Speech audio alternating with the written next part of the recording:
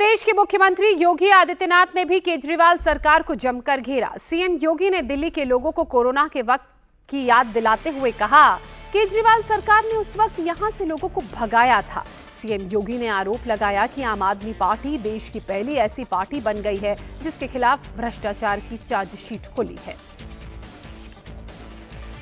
के अंदर कोविड के दौरान आम आदमी पार्टी की सरकार जितने भी दिल्ली के अंदर कामगार थे, श्रमिक थे, प्रवासी नागरिक यहां रह रहे थे, इन लोगों को माइक ले लेकर के बार करके धमका करके बाहर कर रही थी। इनके पानी के कनेक्शन काट रही थी, उन्हें उनके राशन कार्ड को जमा करा रही थी। मात्र 2.25 करोड़ की आबादी निवास करती है। उत्तर प्रदेश में 25 करोड़ की आबादी निवास करती है। उत्तर प्रदेश में केवल गाजियाबाद और नोएडा से ही दिल्ली की तुलना कर लो, आपको लगेगा कि उत्तर प्रदेश तो एक नया लोक बन चुका है भारतीय जनता पार्टी की सरकार में, और दिल्ली को इस आम आदमी पार्टी ने नरक बना के रख दिया है। न यहां सफाई होती है, न जनता को बुनियादी सुविधाएं मिलती हैं, न यहां पर इस सरकार के द्वारा कोई विकास का एजेंडा है। केवल कोरी झूठी घोषणाएं करते हुए नित नए भ्रष्टाचार के मामलों में आम आदमी पार्टी ने पूरी राजनीति को और अपने आका, अपने गुरु अन्ना हजारे को भी धोखा देने का काम किया है। यूपी के अंदर अरे दंगे की बात तो दूर, अब सड़क पे नमाज भी नहीं पढ़ी जाती है। अब तो यूपी के अंदर मस्जिदों के माइक भी उतर चुके हैं। लोग भूल गए हैं कि कभी चिल्लाहट से किसी को परेशानी भी होती थी। और इसीलिए मैं आपसे कहने के लिए आया हूं, जो लोग देश के खिलाफ साजिश रच रहे हैं, जो लोग आपकी आस्था के साथ खिलवाड़ कर रहे हैं, जिन लोगों ने अयोध्या में राम मंदिर के मार्ग में बाधाएं खड़ी की हैं, उन लोगों को ताकत नहीं देनी है। देश की पहला राजनीतिक दल आम आदमी पार्टी, जिसके खिलाफ भ्रष्टाचार की चार्जशीट दाखिल हो रखी है।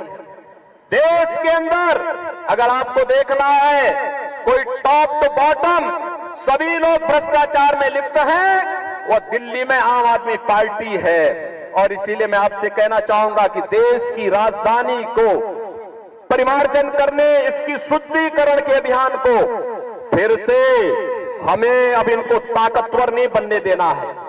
बहनों और भाइयों, अगर आपका वोट इनको पड़ेगा तो ये लोग रक्त बीज जैसे फैल करके पूरे देश की एकता के लिए, अखंडता के लिए खतरा पैदा करेंगे।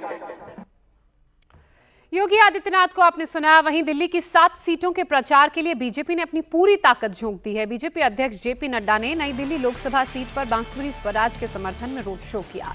इस दौरान बीजेपी के राष्ट्रीय अध्यक्ष ने स्वाति मालीवाल की पिटाई के मामले में केजरीवाल की चुप्पी को लेकर भी निशाना साधा। जेपी नड्डा ने कहा कि केजरीवाल ने हर बार जनता के साथ धोखा किया, इस बार को महिला को अपने घर में पिटवा दिया।